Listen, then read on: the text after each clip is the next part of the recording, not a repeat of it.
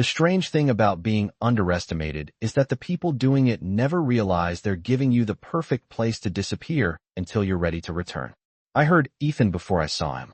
Some voices never leave your memory, no matter how many years pass. Smooth, confident, just loud enough to make sure everyone nearby paid attention. Claire? Wow. I almost didn't recognize you. I turned slowly, already knowing exactly what expression I would find on his face. The same polished smile. The same expensive suit tailored within an inch of perfection.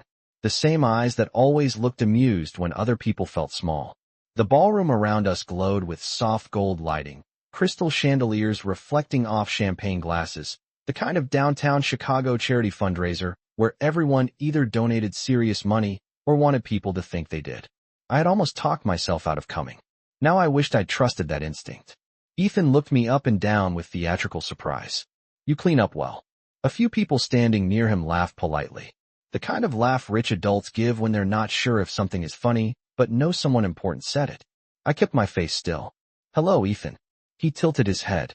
That's it. Just hello. His date, a woman who looked maybe 15 years younger than us, smiled in that careful way people do when they sense tension but enjoy it anyway. Ethan's told us so much about you, she said. Of course he had. I'm sure he has, I replied.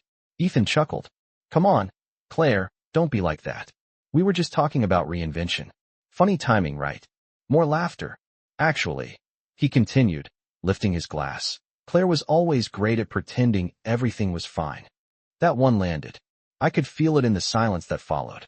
Not because strangers understood the history, but because humiliation has a universal language. Someone shifted awkwardly. Someone else looked away.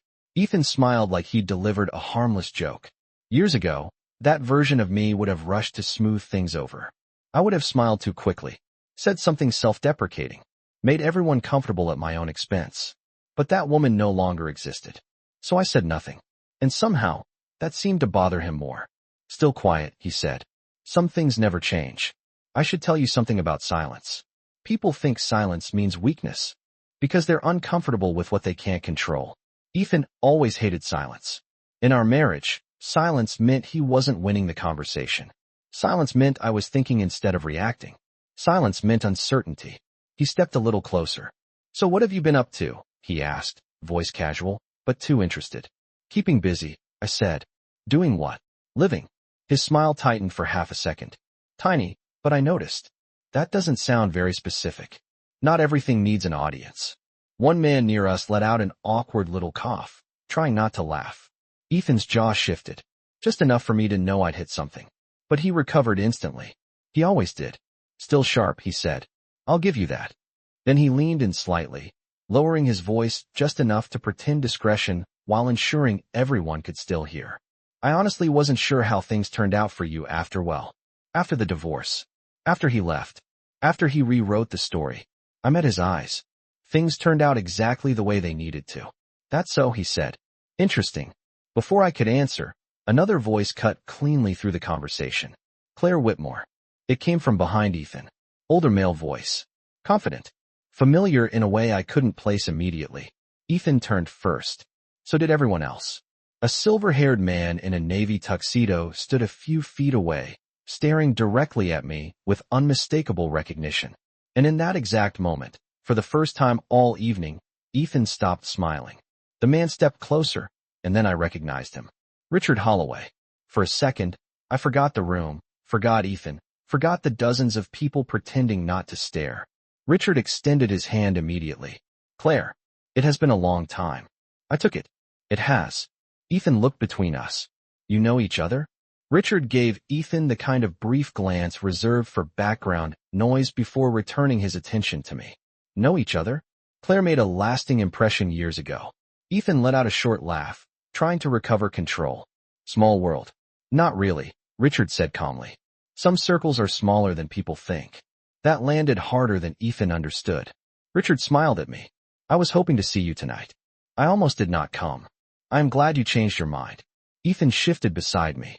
I am sorry. I feel like I am missing something. Richard finally acknowledged him fully. That happens. His tone was perfectly polite, which somehow made it worse. Ethan forced a smile. Ethan Whitmore. Richard Holloway. Ethan's expression changed. He knew the name. Most people in that room did.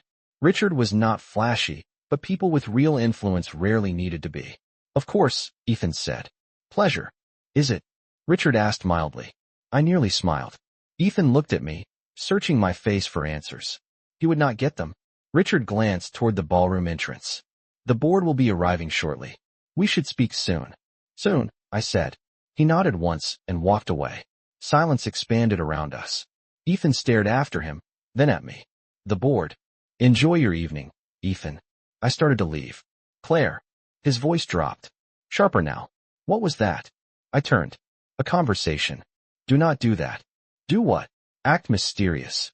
His date shifted uncomfortably, suddenly aware she should be anywhere else.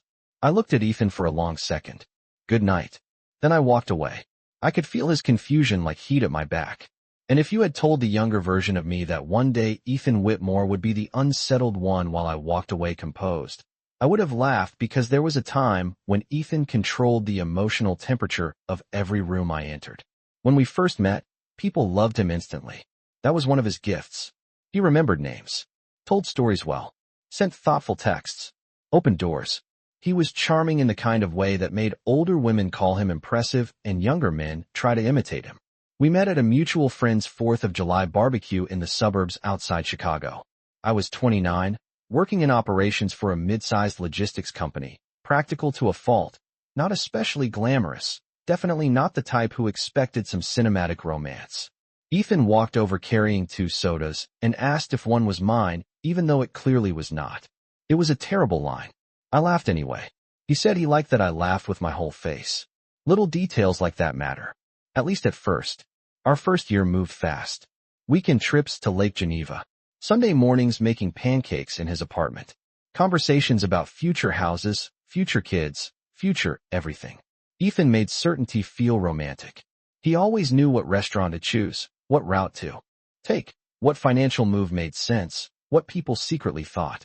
Confidence can feel like safety when you have not yet learned the difference between confidence and control. The first red flags were small enough to explain away. He would correct my stories in front of friends. That is not exactly what happened. He would tease me about clothes that were too practical. He would make jokes about my job. Claire could organize a military invasion, but ask her to relax, and she files paperwork. Everyone laughed, including me. That is how it starts sometimes. Not with cruelty. With calibration. Tiny adjustments until your discomfort sounds unreasonable even to yourself. After we got married, the pattern became clearer. Ethan preferred social settings where he knew more people than I did. He liked being the center of conversations. If I disagreed with him in private, he became cold, not angry exactly, just disappointed in a way designed to make me feel childish. Why are you making this difficult? Became one of his favorite phrases. If I brought up something hurtful, he reframed it. You are too sensitive. If I felt dismissed, I was overreacting. If I withdrew, I was being dramatic. The strange part is that none of this looks dramatic from the outside. No shattered plates. No screaming scenes worthy of television. Just the slow erosion of confidence until you begin checking your own emotional math before expressing anything at all. Friends thought we were successful. Nice condo. Good vacations. Coordinated holiday cards. Ethan understood presentation better than almost anyone I have ever known. And I helped maintain it because I believed marriage meant effort. I thought if I communicated better, adapted better, became calmer, lighter, easier, somehow the version of him from the beginning would come back permanently. Instead, the goalposts kept moving. When I earned a promotion, he congratulated me, then asked whether the extra stress was worth neglecting home life. When I suggested separate financial visibility, he laughed like I had accused him of fraud. Do you not trust your own husband? When I stayed quiet during social jabs, he said I had no sense of humor. When I pushed back, I was making everyone uncomfortable. Looking back, the most damaging part was not what he said. It was how efficiently he made me question my interpretation of what he said. By year 6, I had become someone I barely recognized. Careful, measured, constantly anticipating emotional weather. Then came the woman from his office. No dramatic confession at first. Just changes. More late nights. More phone privacy. More vague impatience. A kind of polished detachment that told me the emotional exit had already happened long before the practical one. When I asked directly whether there was someone else, he looked offended. Unbelievable. 2 months later, he admitted he had connected with someone. Connected. Such a clean word for something that made my entire life feel unstable. He framed it as honesty, growth, inevitability. We both changed. That was his line. As though betrayal were mutual evolution. The divorce itself moved faster than my emotions could process. Ethan was efficient, strategic, almost cheerful at times. He spoke about moving forward while I was still trying to understand what had happened. Socially, the narrative somehow became simple. We had grown apart. Ethan wished me well. Everyone admired how mature it all seemed. Mature. That word almost makes me laugh now. What no one saw was me sitting alone in a rented apartment eating grocery store soup at 10 at night, because deciding what to cook felt impossible. What no one saw was me replaying conversations from years earlier, wondering where exactly I disappeared. What no one saw was how thoroughly I believed his version of events at first. That I had become difficult, distant, less appealing, easier to leave. But Ethan made one mistake. He assumed the version of me he left behind would stay exactly where he put her. The first year after the divorce did not look anything like a comeback. If you are expecting some dramatic overnight transformation where I woke up inspired, bought expensive blazers, and rebuilt my life by sheer force of determination, that is not what happened. What happened was quieter and far less impressive. I learned how empty an apartment can sound when no one else is there. I learned that grief does not arrive on a schedule. Some mornings I functioned normally. Other mornings, choosing coffee felt like a strategic decision beyond my emotional budget. I kept going to work because structure was easier than stillness. I answered emails, sat through meetings, smiled when required, then came home and wondered how someone could feel both exhausted and directionless at the same time. The shift did not begin with ambition. It began with embarrassment. Not because Ethan left, because I realized how little of myself I could clearly describe without referencing him. That was the part that unsettled me. I had spent years adapting around another person's preferences so gradually that I had mistaken accommodation for identity. One Saturday morning, I stood in a bookstore downtown holding a journal I did not need, and I had the ridiculous thought that I could not even confidently tell you what kind of books I liked anymore. That sounds small until it happens to you. Rebuilding does not start with triumph. It starts with noticing absences. So I started small. Therapy, first. Not because I wanted insight. Because I wanted functionality. I wanted to stop replaying old conversations like courtroom evidence. I wanted to understand why intelligent people stay in emotionally confusing situations longer than they expect. I wanted my own brain back. My therapist asked difficult questions without dramatic reactions. What did I minimize? Why? When did I start distrusting my own interpretation of events? The answers were not immediate. But clarity is cumulative. Around the same time, I took on a process improvement project at work no one else wanted because it was complicated, politically messy, and likely to fail, which made it strangely appealing. For the first time in years, difficulty felt clean. Systems either worked or they did not. Data did not gaslight you. Effort had measurable outcomes. I stayed late because I wanted to, not because I was avoiding someone at home. One project became two. Then a leadership training program. Then consulting opportunities. Nothing glamorous at first. Just momentum. The version of me Ethan knew would have sought reassurance at every step. The newer version became comfortable learning before announcing anything. Somewhere in that period, I met Marianne, a senior executive brought in as an external advisor for a restructuring initiative. She was in her 60s, razor sharp, impeccably direct, and completely uninterested in emotional performance. During one meeting, after I challenged an inefficient reporting structure everyone else had politely tolerated, she asked me to stay afterward. I assumed I had overstepped. Instead, she said, "Why do you speak like someone asking permission to be correct?" I had no answer. She became something between a mentor and a mirror. Not warm in the conventional sense, but honest in a way I deeply needed. She recommended books, introduced frameworks, challenged my assumptions, and once told me, competence without confidence gets reassigned to support roles. It changed something in me. Over time, opportunities widened. My work expanded beyond internal operations. Advisory conversations led to strategic introductions. Industries overlapped in ways I had never noticed while living inside a smaller version of my life. That is eventually how I crossed paths with Richard Holloway years before that fundraiser, through a regional logistics modernization initiative involving multiple stakeholders, including one of his firms. He remembered useful people. I became one of them. Ethan never knew any of this because Ethan stopped being entitled to updates about my life the day he left, which is why seeing Richard recognize me that night mattered less for what it meant publicly and more for what it revealed privately. There was now an entire version of my life Ethan could not explain. If Ethan had simply let that night go, things might have unfolded differently. But uncertainty was never something he tolerated well. The first message arrived the next morning at 7:14 a.m. Interesting seeing you last night. Small world. No question mark. Casual on the surface. Fishing underneath. I did not respond. At 11:32 a.m., another message. Did not realize you knew Richard Holloway. Still no response.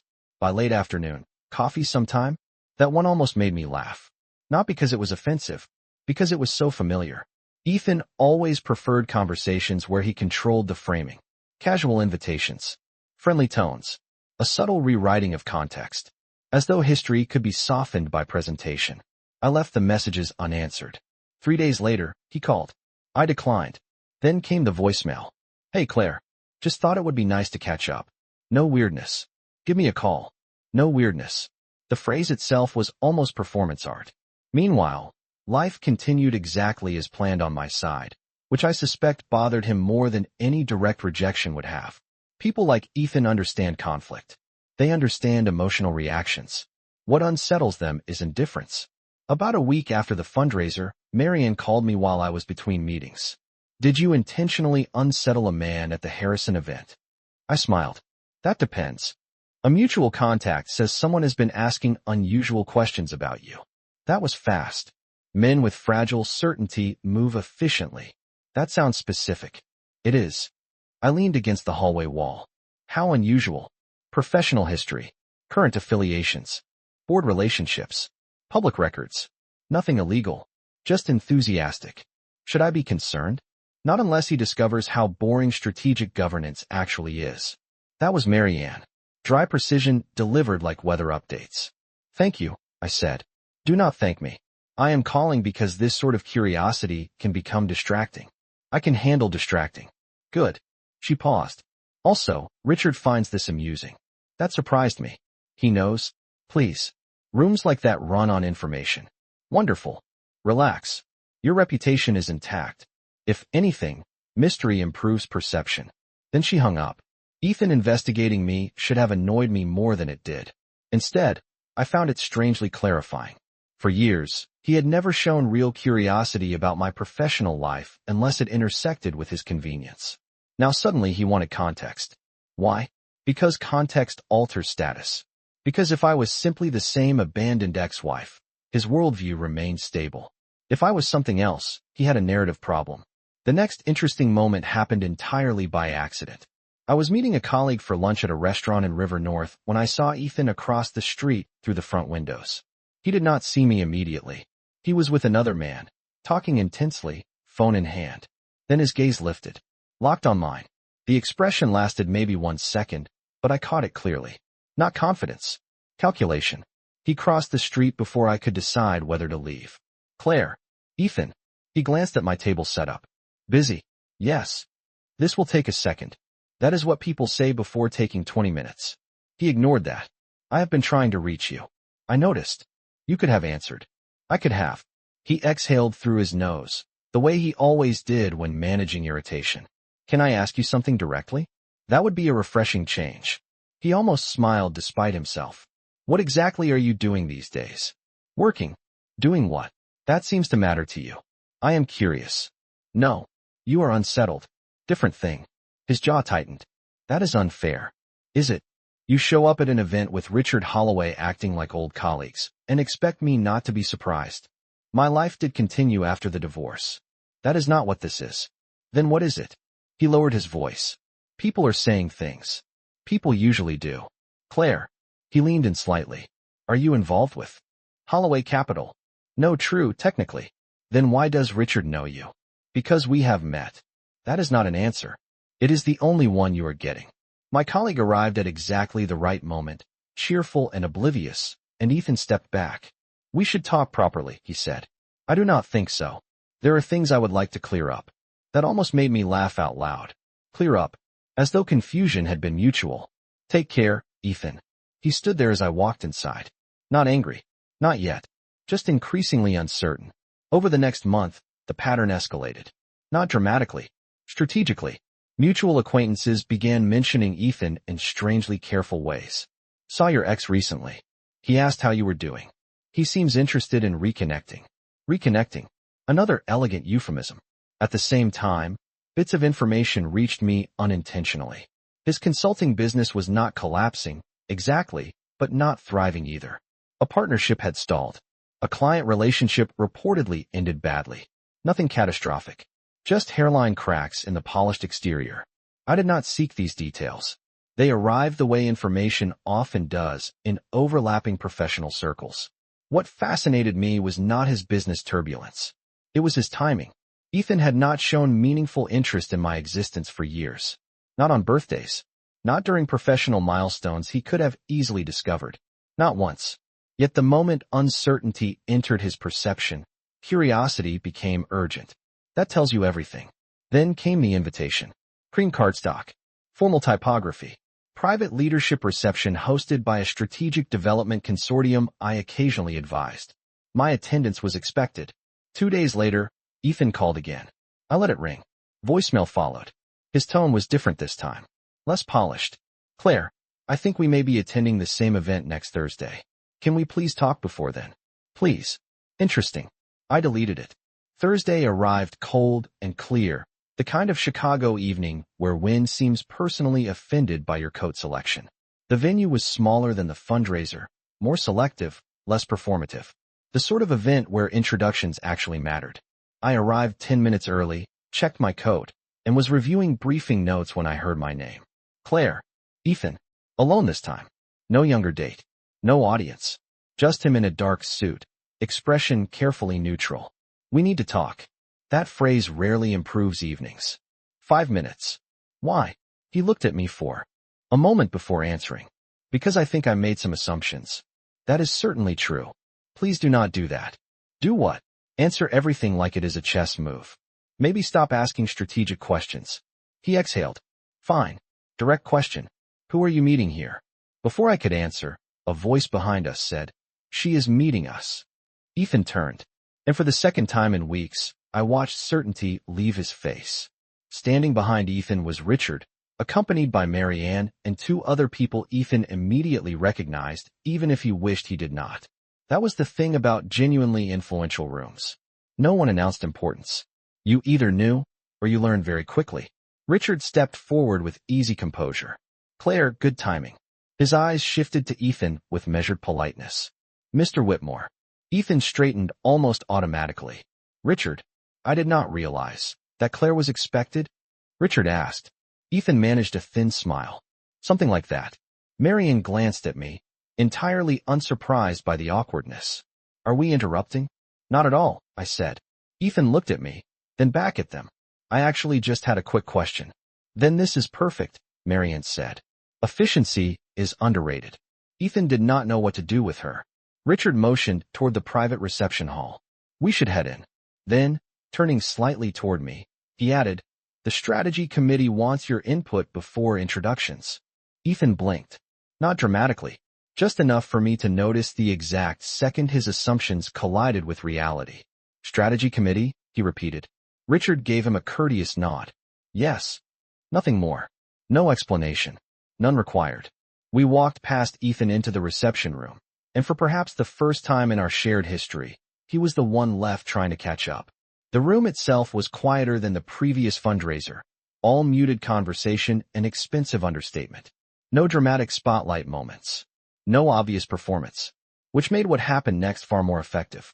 Over the next 40 minutes, Ethan watched from across the room as multiple people greeted me by name, referenced prior meetings, and included me in discussions that clearly had history behind them. I did not orchestrate any of it. That is the funny part. Reality often performs better than revenge fantasy. At one point, I was reviewing expansion metrics with Mary Ann when I noticed Ethan speaking to a contact I vaguely recognized from a regional consulting event. The contact looked at me, then back at Ethan, and whatever he said visibly altered Ethan's posture. Curiosity had become discomfort. Discomfort was becoming concern.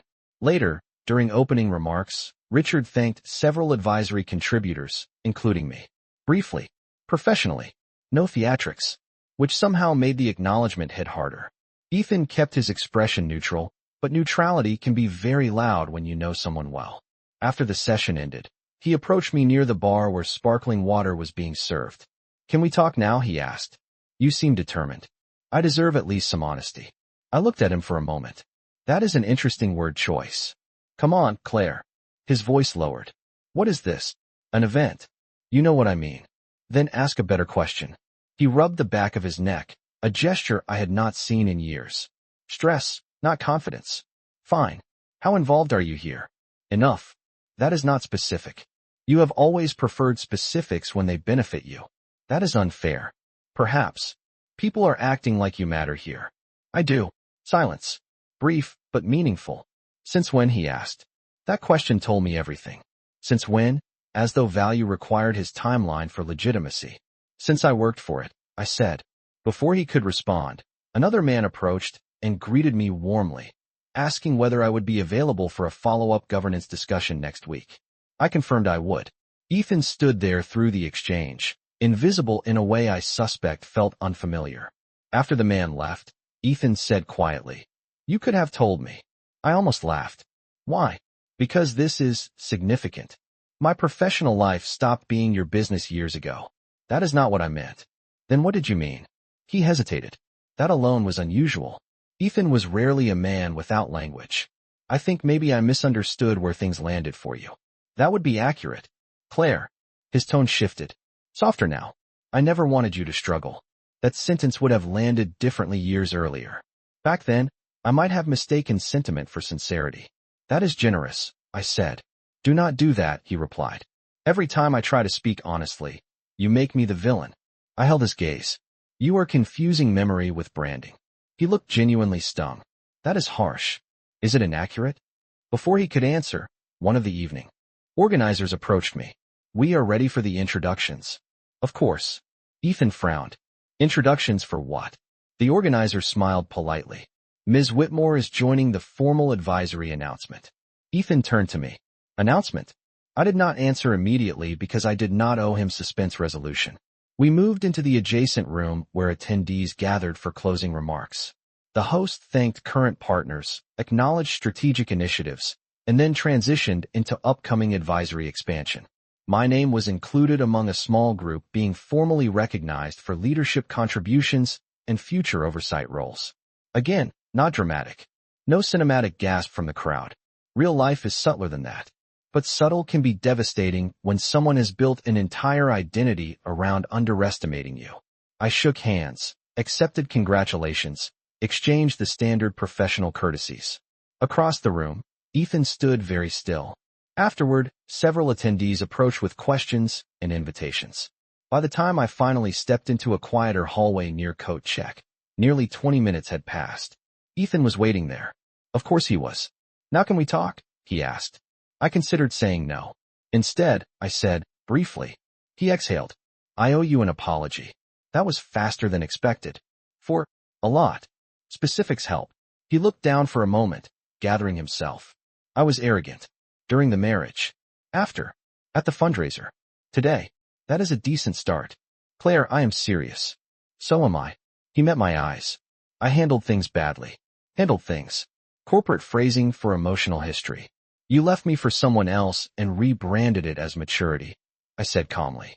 "Let us use accurate language." He winced. "That relationship did not last." There it was. Not accountability. Context management. That is not relevant. I am trying to explain. "No. You are trying to improve optics." That is not fair. You seem to rely on that sentence. He stepped closer, lowering his voice. "Seeing you like this, I did not expect it. That has become obvious. I mean it as a compliment." "That is the problem." He frowned. "What does that mean?" "It means your surprise is built on assumptions about who I was allowed to become without you." Silence. He looked suddenly tired. Older somehow. Maybe I was wrong about some things. Some. Many. Progress.